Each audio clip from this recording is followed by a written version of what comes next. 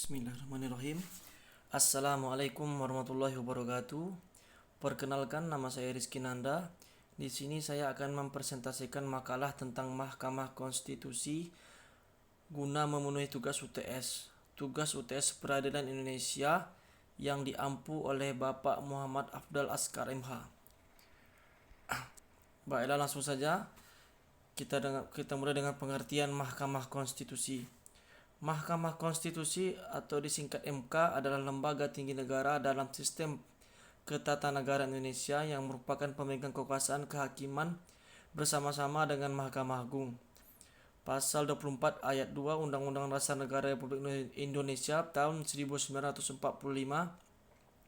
atau Undang-Undang 1945 menyatakan kekuasaan kehakiman dilakukan oleh sebuah Mahkamah Agung dan badan peradilan yang berada di bawahnya dalam lingkungan peradilan umum, lingkungan peradilan agama, lingkungan peradilan militer, lingkungan peradilan tata usaha negara, dan oleh sebuah Mahkamah Konstitusi.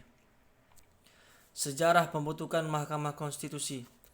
DPR dan pemerintah membuat rancangan undang-undang mengenai Mahkamah Konstitusi setelah melalui pembahasan mendalam. DPR dan pemerintah menyetujui secara bersama Undang-Undang Nomor 24 Tahun 2003 tentang Mahkamah Konstitusi pada 13 Agustus 2003 dan disahkan oleh Presiden pada hari itu dalam Lembaran Negara Nomor 98 dan tambahan Lembaran Negara Nomor 4316. 2 hari kemudian, pada tanggal 15 Agustus 2003, Presiden melalui Keputusan Presiden Nomor 147 M Tahun 2003, Hakim Konstitusi untuk pertama kalinya yang dilanjutkan dengan pengucapan sumpah jabatan para Hakim Konstitusi di Istana Negara pada tanggal 16 Agustus 2003. Lembaran perjalanan MK selanjutnya adalah pelimpahan perkara dari MA ke MK pada tanggal 15 Oktober 2003 yang menandai mulai beroperasinya kegiatan MK sebagai salah satu cabang kekuasaan kehakiman menurut ketentuan Undang-Undang Dasar 1945. Kewenangan MK. Yang pertama itu menguji undang-undang terhadap Undang-Undang Dasar Negara Republik Indonesia tahun 1945. Memutus sengketa kewenangan lembaga negara yang kewenangannya diberikan oleh Undang-Undang Dasar Negara Republik Indonesia tahun 1945. Kemudian memutus pembubaran partai politik dan memutus perselisihan tentang hasil pemilihan umum. Kewajiban MK. Mahkamah Konstitusi wajib memberikan putusan atas pendapat DPR bahwa presiden dan atau wakil presiden diduga yang pertama telah melakukan pelanggaran hukum berupa pengkhianatan terhadap negara, korupsi, penyuapan, tindak pidana lainnya. Perbuatan tercela atau tidak lagi memenuhi syarat sebagai presiden dan wakil presiden sebagaimana dimaksud dalam Undang-Undang Dasar Negara Republik Indonesia tahun 1945. Keanggotaan Mahkamah Konstitusi. Mahkamah Konstitusi mempunyai 9 orang anggota Mahkamah Konstitusi yang ditetapkan oleh Presiden, yang diajukan masing-masing 3 orang oleh Mahkamah Agung, 3 orang oleh Dewan Perwakilan Rakyat, dan 3 orang oleh Presiden. Hakim Konstitusi harus memiliki integritas dan kepribadian yang tidak tercela, adil, negarawan, yang menguasai konstitusi dan ketatanegaraan, serta tidak merangkap sebagai pejabat negara. Ketua dan wakil ketua Mahkamah Konstitusi dipilih dari Hakim Konstitusi. Masa jabatan Hakim Konstitusi adalah 5 tahun dan dapat dipilih kembali untuk 1 kali masa jabatan berikutnya. Fungsi Mahkamah Konstitusi, adapun fungsinya sebagai penafsir konstitusi, sebagai penjaga hak asasi manusia, sebagai pengawal konstitusi, dan sebagai penegak demokrasi. Fungsi Mahkamah Konstitusi yang sudah dilaksanakan, yang pertama itu pengujian undang-undang terhadap Undang-Undang 1945.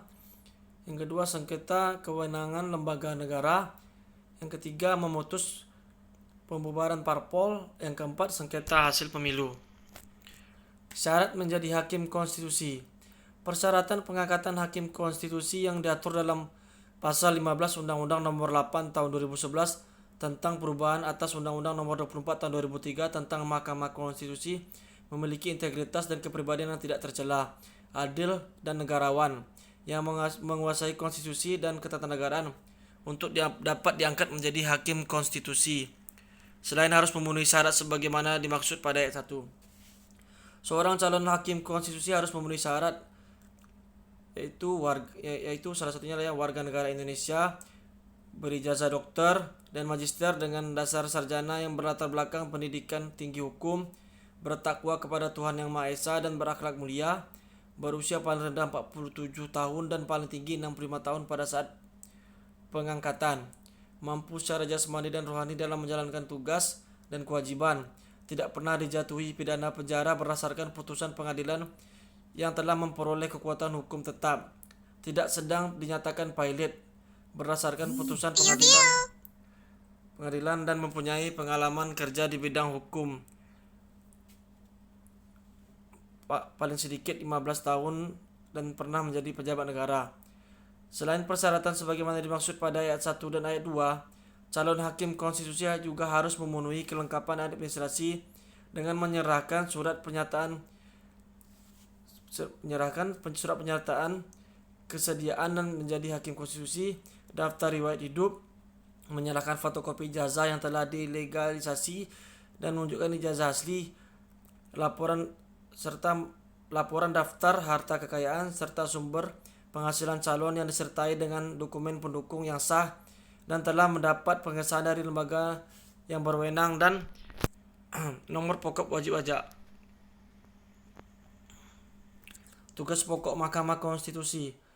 Yang pertama, koordinasi pelaksanaan teknis peradilan di Mahkamah Konstitusi. Yang kedua, pembinaan dan pelaksanaan administrasi perkara. Yang ketiga, pembinaan pelayanan teknis kegiatan peradilan di Mahkamah Konstitusi. Yang keempat, pelaksanaan tugas lain yang diberikan oleh Ketua Mahkamah Konstitusi sesuai dengan bidang tugasnya. Yang kelima, penyiapan koordinasi pelaksanaan teknis peradilan di Mahkamah Konstitusi, bidang pengujian undang-undang terhadap Undang-Undang Dasar Negara Republik Indonesia tahun 1945, sengketa kewenangan lembaga negara yang kewenangannya diberikan oleh Undang-Undang Dasar Negara Republik Indonesia tahun 1945, perselisihan tentang hasil pemilihan umum anggota Dewan Perwakilan Rakyat, DPD, Presiden dan Wakil Presiden, serta anggota DPRD. Yang keenam, penyiapan pembinaan dan pelaksanaan administrasi perkara di bidang pengujian undang-undang terhadap Undang-Undang Dasar Negara Republik Indonesia tahun 1945, sengketa kewenangan lembaga negara yang kewenangan diberikan oleh Undang-Undang Dasar Negara Republik Indonesia tahun 1945, perselisihan tentang hasil pemilihan umum anggota DPR, DPD, Presiden dan Wakil Presiden serta anggota DPRD. Yang terakhir ialah penyiapan pembinaan pelayanan teknis kegiatan peradilan di Mahkamah Konstitusi, bidang pengujian undang-undang terhadap Undang-Undang Dasar Negara Republik Indonesia tahun 1945, sengketa kewenangan lembaga negara yang kewenangannya diberikan oleh Undang-Undang Dasar Negara Republik Indonesia tahun 1945. Pemberhentian Hakim Konstitusi. Pemberhentian Hakim Konstitusi ini diatur dalam Undang-Undang Nomor 4 Tahun 2012 tentang tata cara pemberhentian Hakim Konstitusi. Hakim Konstitusi diberhentikan dengan hormat dengan alasan yaitu meninggal dunia, mengundurkan diri atas permintaan sendiri yang diajukan kepada Ketua Mahkamah Konstitusi, kemudian telah berusia 70 tahun, telah berakhir masa jabatannya, atau sakit jasmani atau rohani secara terus-menerus selama 3 bulan sehingga tidak dapat menjalankan tugasnya yang dibuktikan dengan surat keterangan dokter. Hakim Konstitusi diberhentikan dengan tidak hormat apabila yaitu pertama, dijatuhi pidana penjara berdasarkan putusan pengadilan yang telah memperoleh kekuatan hukum tetap karena melakukan tindak pidana yang diancam dengan pidana penjara. Yang kedua, melakukan perbuatan tercela. Yang ketiga, tidak menghadiri persidangan yang menjadi tugas dan kewajiban selama 5 kali berturut-turut tanpa alasan yang sah. Melanggar sumpah atau janji jabatan.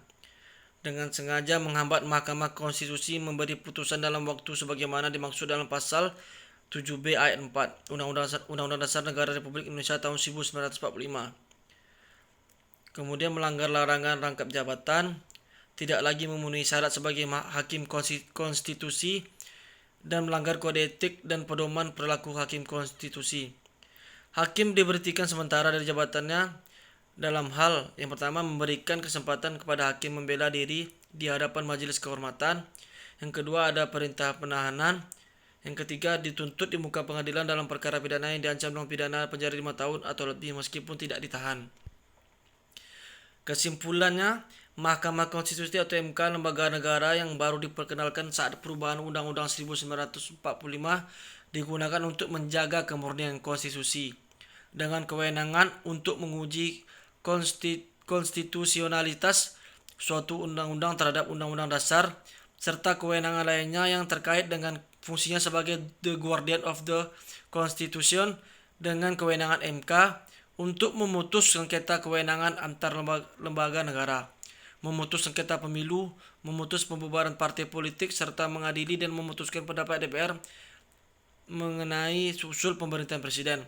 Dalam hal ini seperti nampak lebih tinggi dibanding lembaga negara lainnya ketika memutus konstitusionalitas dari suatu ketentuan undang-undang.